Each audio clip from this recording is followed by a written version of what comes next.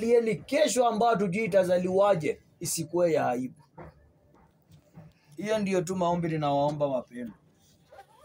Angalieni tusichekelewe. Shetani asija akatuchekelea akiwa ametumaliza nguvu. Tusije tukachekelewa tukiwa tumemalizwa nguvu na mulikuwa umeshikana mumukemee mumuangushe, lakini kwa sababu ya kutokujielewa akawamaliza nguvu, akaanza kuja katika mwili kuwachekelea na kuachilia maneno adhi yake, akiwauliza, kwani mulilemewa? Kwani muliacha kufanya ibada? Kwani muliacha kukemea? Kwani muliacha maombi? Mkiwa mmemalizwa na shetani. Sio mwingine, sio mtu mwingine atawamaliza.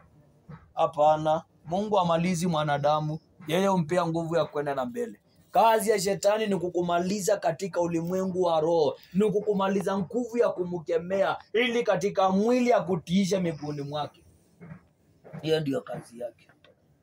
Na watu hapa tusipoelewa, tunaweza kuwa tuko wawili watatu hapa, tunaweza kuwa tuko wachache, lakini kwa wachache hatujajitoa, hatujamaanisha. Mtu hajakaa chini akajua huyu anamtegemea Yesu na mimi nimtegemea Yesu. Kwa hivyo tunaposhikana, hakuna mtu anaweka mzaa ama mchezo. Hiyo ndio tukielewa hivyo, Mungu anaweza tupeleka mbali sana. Lakini tusipoelewa hivyo, tutavutana huku na huku. Apata mtu anakuja kanisa kwa kulazimishwa. Mwingine akotoa hapo kwa sababu ni nyumbani. Ni nyumba tu hapa. Tukikuwa tu namna hivyo, ni ngumu kuinuka. Ni ngumu kuenda deno. Ni ngumu sana kuenda. Hata ni ngumu kumuona Mungu akikatika maisha yako. Ni ngumu sana. Kwa sababu Mungu angalia pale mahali hapaonekani. Unaona pale hapaonekani, pale ndio Roho Mtakatifu anapaangalianga. Pale hapaonekani ndiye yeye anapaangalianga, na hapo ndio pananena. Si Jumapili ujumbe ulikuja, nafikiri ni nyokafi. Ukisema sijui ukasema uliona injili inahubiriwa, lakini kila mtu ako nini? Shughuli zake. Nafikiri ndio ndoto ilikuwa nalenga mahali hapo. Unajua, hapa tumetangaza msimamo wetu. Hata mnapoona watu wanatoka nje, hata wanakuja hapa kuungana na sisi. Huo wanakuja, lakini hawajamaanisha. Mtu hajaamua kutoka ndani ya roho yake kuwa anasema watu wao vile nimeona wako serious. Watu wao vile nimeona wamejitoa kumwabudu Mungu, mimi nitashikana na wao. Yaani sijui kama umeenda kukaa na watu ukaona huu mtu vile amejitoa kumtafuta Mungu, ukasema madugu nitarudi nikashikamana na wao. Nitashikana na watu juu vile nimeona wamejambei na wingi. Hapana, sitarajia kanisa ijaa watu milioni hapa ndio useme tu sasa tuko sawa. Hata tukiwa hivi tulivyo, ikiwa tutamaanisha, ikiwa basi tutamwabudu Mungu kutoka ndani ya mioyo yetu, basi surubini kuinuliwa. Surubini kumuona katika maisha yetu akijifunua. Lakini kama bado tunavutwa hapa na hapa, ni vingumu sana. Tutaishi kuzunguka tu sako moja hivi. Yaani utaishi tu kuzunguka mahali pamoja. Kwa macho haya unaonekana tuko pamoja. Kwa haya macho ya nje nikikuangalia naona tuko tu pamoja. Lakini katika ulimwengu wa roho, Mungu akikuangalia anaona huyu hajawahi maanisha, hajawahi kata kauli ya wokovu. Sababu kutubu si ni kuacha, si kurudia tena. Kutubu ni kuacha. Hiyo ndio safari na kuanga hivyo. Wana wa Israeli Mungu anawaangalia, anaona nyinyi wameenda mbali sana na Misri. Angalia mioyo yao bado iko Misri. Na amegundua ni Mungu atakayeniwezesha kushinda majaribu yote ninaye kumpana nayo. Hakuna njia ingine. Hata kumwabudu Mungu pia unaitisha nguvu. Pia hata kumwabudu Mungu pia ni yeye anakupea nguvu. Sawa sawa na vile umejitoa. Sawa sawa na vile utakayejitoa. Tusipofika hizo viwango, safari kwetu ya ndoto itakuwa ngumu. Safari itakuwa ngumu. Mungu anawezesha mtu vile anajitoa. vile umejitoa, vile unahukumika ndani yako, vile unasikia yani ndani yako unajiuliza itakuwaje kama leo sijaomba, itakuwaje leo kama sitakwenda kanisa, itakuwaje kama roho yako itafika mahali pa kuhukumika. Basi Mungu hatakuachilia, na tusipofika hizo viwango, basi hata kumwona Mungu kwa maisha yetu ni ngumu sana, ni ngumu. Hai, shoka imeinuliwa, inakata mti usiozaa na unawekwa mbali. Shoka imeinuliwa, inakata mti usiozaa. Mti ni nani? Ni mtu huyu hajaamua kuchukua hatua ya kuamua kumtumikia.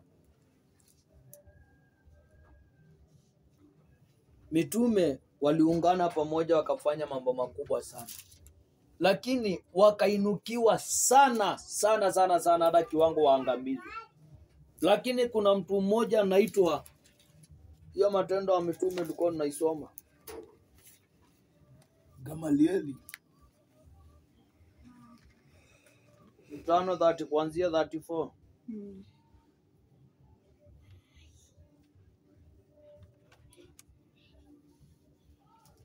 Tabu sikiendi, huo mtu alisimama akashuhudia habari za hao watu, kumaanisha alikuwa amewaangalia muda mrefu sana kazi walikuwa wanafanya, na injili alikuwa na ubiri na maombi alikuwa anaomba. Hebu anzie hiyo 34.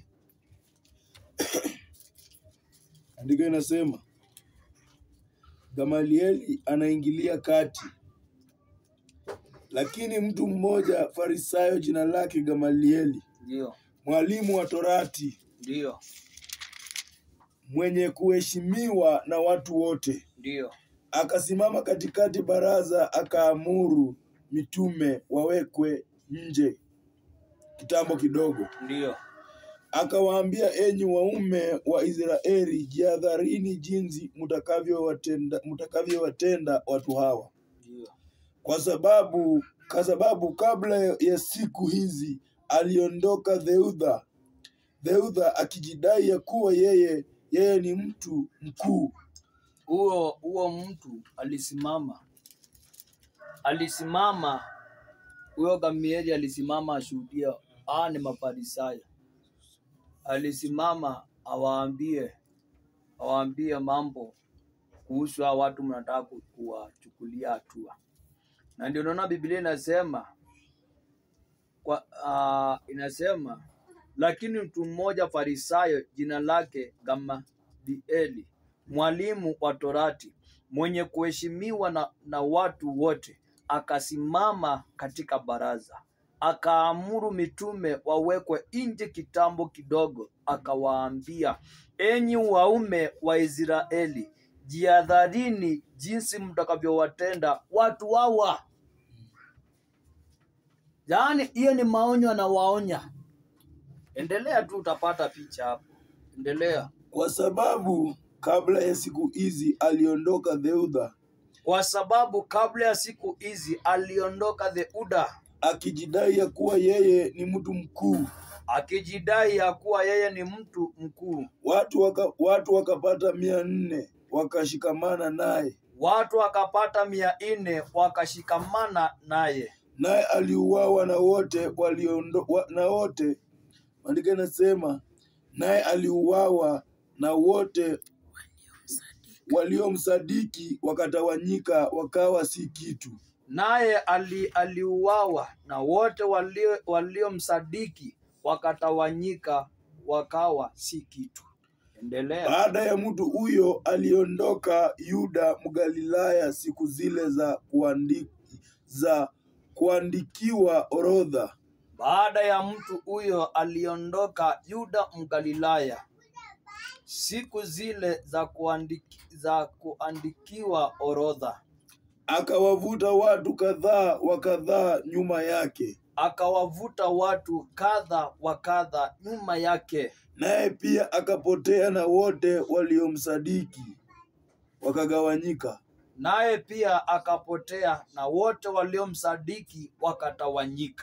Basi sasa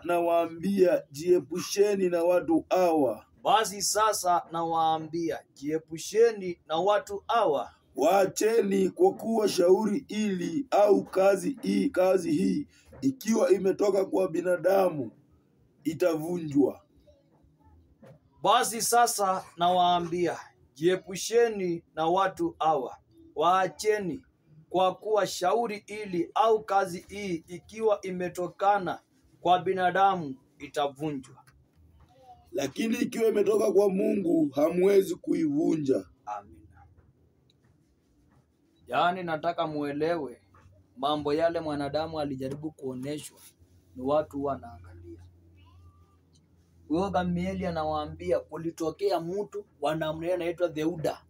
Akakusanya watu zaidi ya mia ngapi? 400. Lakini kwa muda tukaona amefanya nini? Ameangamizwa na watu waliokuwa msadiki wakatawanyika. Kila mtu akaenda nyumbani mwake na maumivu ya ghafla. Baada ya kuzikwa ukatokea mwingine anaitwa Yuda. Yuda pia akatokelezea akakusanya wengine. Yote ni mfano, ni wahubiri tu wanahubiri Injili, lakini wanakuja na nguvu wakisema Mungu ametutuma, Roho wa Bwana ametuongoza, watu wanawakimbilia, lakini kwa muda anakuja anafanya nini? Wanaachana tu, watu wanatawanyika. Ndio maana Gamalieli akawaambia, na mitume mnawaona hivi, waacheni. Kama kazi hii Injili wanahubiri, ikiwa hii kanisa ni Mungu amelifufua, basi hamtaliweza kulivunja.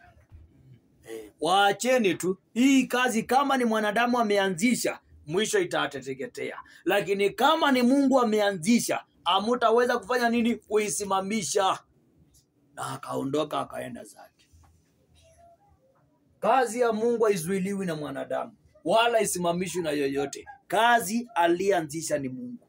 Msingi ule Mungu ameweka, kwa mkono wake, hakuna wa kuuvunja. Hata upinzani ukakuwa kama nyota za mbinguni, hata watu wakainuka wakasema hiyo kanisa tutaifunga, hiyo haitaendelea, hakuna wa kuisimamisha. Lakini ikiwa ni mwanadamu ameanzisha kwa akili zake, haiendi sana, tamalizwa. Na ndio maana nikawaambia wapendwa, na sisi tuangalieni. Ni watu wanaonekana walikuwa wameanzisha ibada. Theuda alikuwa na watu wengi, lakini muda si muda watu wakaonekana tawanyika. Tena Yuda ndio huyo Mgalilaya, akaanzisha pia huduma yake, lakini baada si muda kateketea hivyo. Tena sisi tuangalieni, tuangalieni tuko pande gani? Tuko pande ya kutawanyika ama tuko pande ya kuonekana watu hawa mkicheza na wao mtaangamia, sababu kazi hii kama ni Mungu hamtaweza kumaliza hawa watu.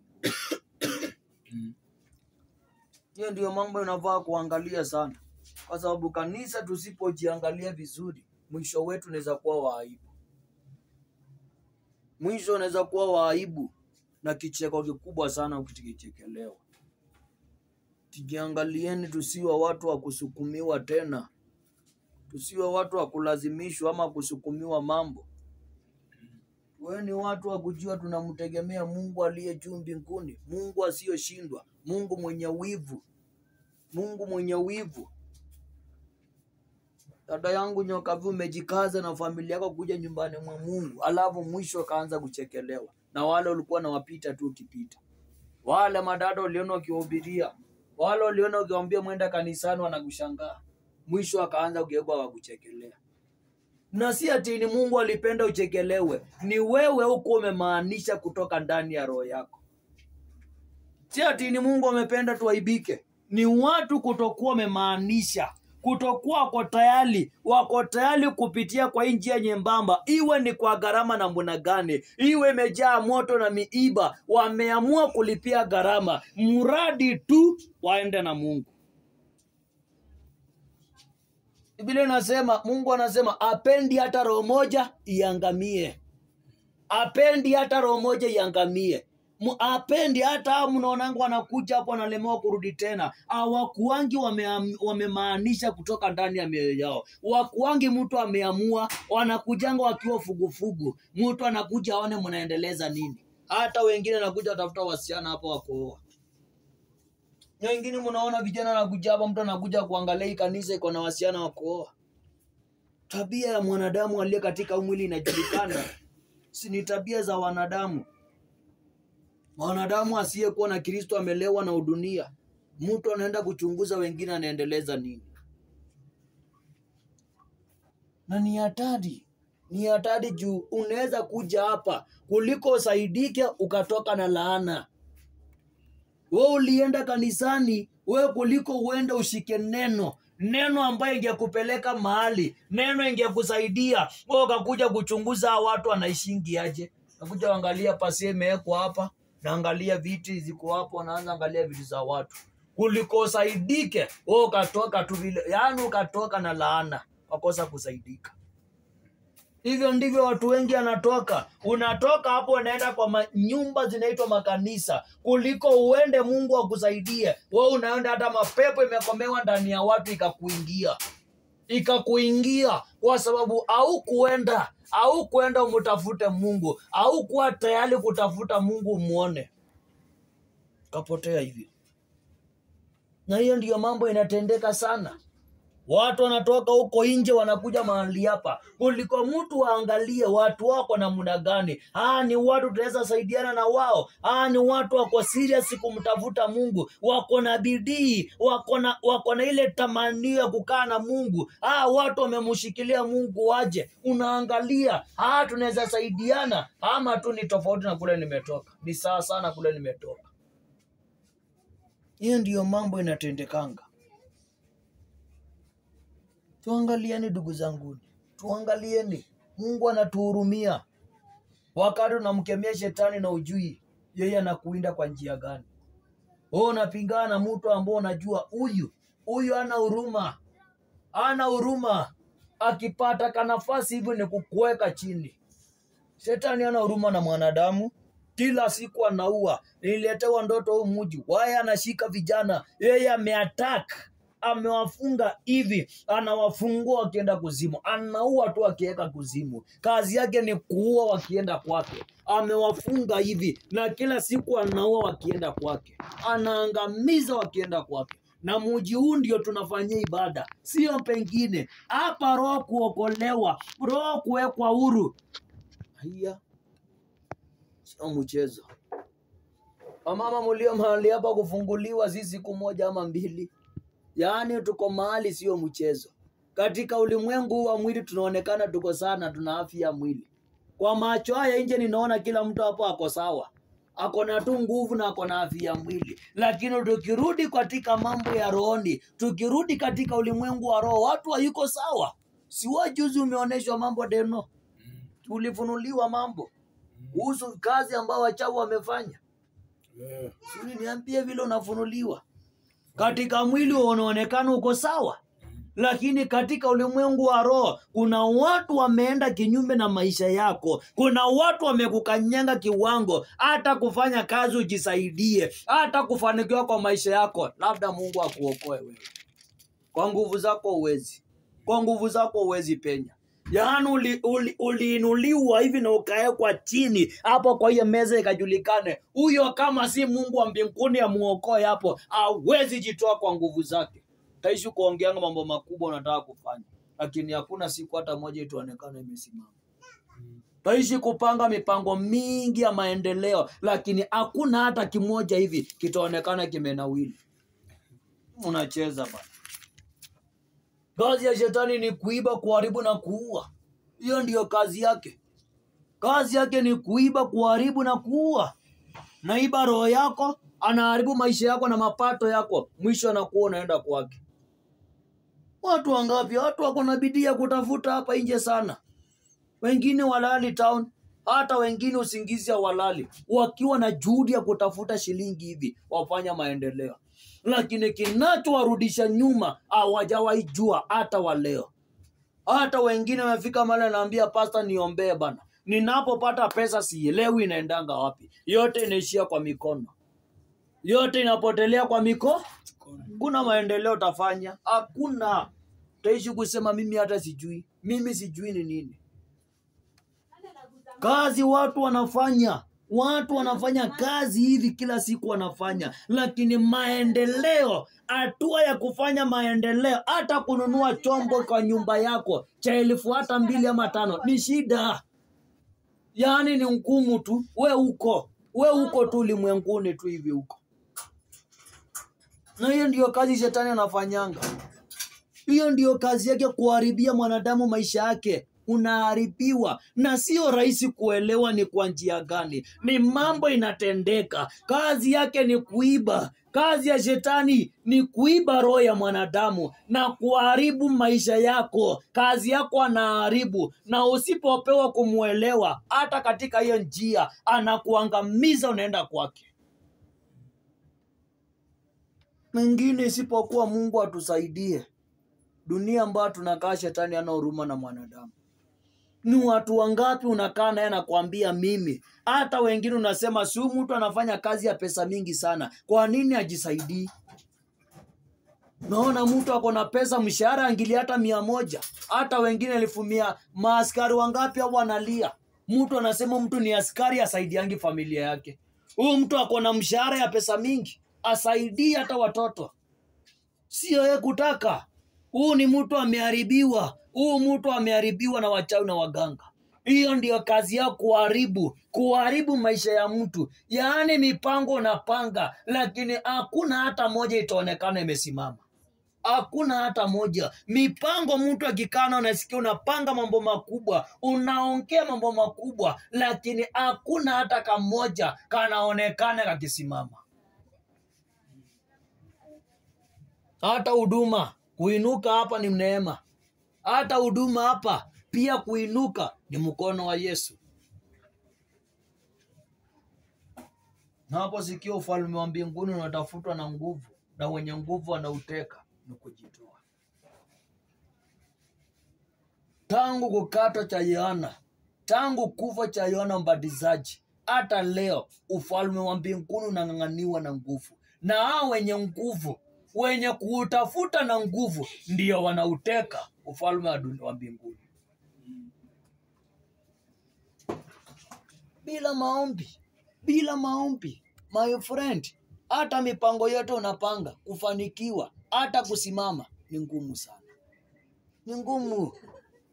Ni ngumu sana. Mambo mengine yanakwama kwa sababu mwanadamu alijiachilia tu mambo ijipeleke. Na hivyo ulijiachilia mambo ijipeleke, hakuna chochote kitajipeleka. Utaishi tu kukwama hivi. Utaishi tu kuzunguka hivi tu. Kwa macho haya nje ukiangaliwa unaonekana uko sawa, lakini kwa aliyepewa kuona katika ulimwengu wa roho, naona huyu hayuko sawa. Wewe ndo unajishuhudia uko sawa, pande ingine ukiangaliwa hayuko sawa. Yuko sawa. Bila Mungu mwenyewe kunyosha mkono wake uwa juu yetu, kununua na kuuza hatuwezi. Kwani watu wangapi wamefunga biashara kubwa zimewalemea? Tumaanisheni wapendwa, tunakia kutafuta Mungu. Tukaeni kama watu wanajua bila Mungu hapa hatuwezi chochote. Lakini tusipofikiza viwango, tutaishi kuchekelewa. Tutaishi kuchekelewa na mataifa. Tutaishi kuchekelewa na watu. Na ni kwa sababu ya mtu kutokaa chini na kujua maisha yangu, ujana wangu nimeweka kwa Mungu. Ndoa yangu nimeikabidhi Mungu. Watoto wangu nimemulilia Mungu akawalinde. Kuishi kwangu na kukaa nimeweka Mungu katika maisha yangu, ili siku zote yeye asimamange na mimi. Tusipofika hizo viwango, kuwa mtu hata akiona yaani kila kitu chote unatamani, chochote unakaa chini unafikiria ukapata hiki unaweza jisaidia, bila hata Mungu kujalia ukikipata hauwezi kwa nguvu zako. Vitu vyote hapa nje mnazionanga mnazitamani, ni neema ya Mungu anaweza zindisha tukakapata. Lakini tu hivyo hakuna. Mordekai na Esther wanalilia Mungu, anamwambia Mungu, tunakuomba ukafanikishe tamanio ya mioyo yetu. Roho inatamani mambo makubwa ututendee, lakini ni wewe Mungu wa kwenda kufanikisha matendo. Wewe ndio wa kwenda kufanikisha tamanio. Roho inatamani mambo makubwa, roho inapanga mambo makubwa, na ni wewe Mungu wa kufuatilia mipango nimepanga ndani ya roho yangu. Tamanio ya roho yangu imetamani haya mambo makubwa, wewe ndio wa kwenda kuyafanikisha, na unaweka katika maombi. Mungu anafuatilia, anafanikisha. Na ndio unaona watu wengi wakisikivu wanalemewa na wokovu. Mtu kumulilia Mungu anashinda. Huo mama unaeleza habari yake, ameomba miaka ngapi? Wewe unasikia ushuhuda ya mtu anasema ameomba miaka ngapi, akililia kitu kimoja hivi, akiombea kitu kimoja Mungu amutendee. Na hapa sijui kama tumefikia viwango huwa hata kama watu wanaomba, una mambo umeshikilia hivi, kama hajatimia maombi sibadilishi. Nimeomba Mungu kwa ajili ya shida hii, kila siku hata ninamkumbusha, bado sichoki na kumkumbusha mpaka siku nitakayoona Mungu amefanikisha tamanio ya roho yangu. Safari si mchezo. Wokovu sio mchezo wapendwa. Sio jambo kidogo. Ndio maana nikawaambia tuangalieni mwisho wetu usikuwe wa hasara. Tuangalieni mwisho wetu usikuwe wa hasara. Tuangalieni mwisho wetu. Tuangalieni mwisho wetu hapa usiwe wa hasara. Ama tukachekelewa.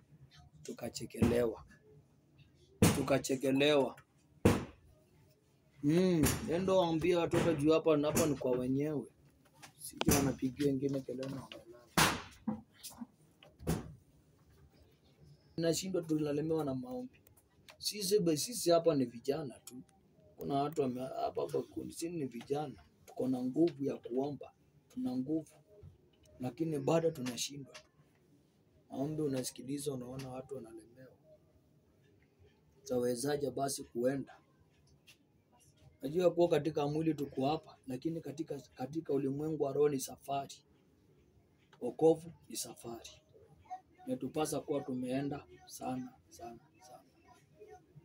Kwa hivyo ni mambo tu Mungu ameyaleta.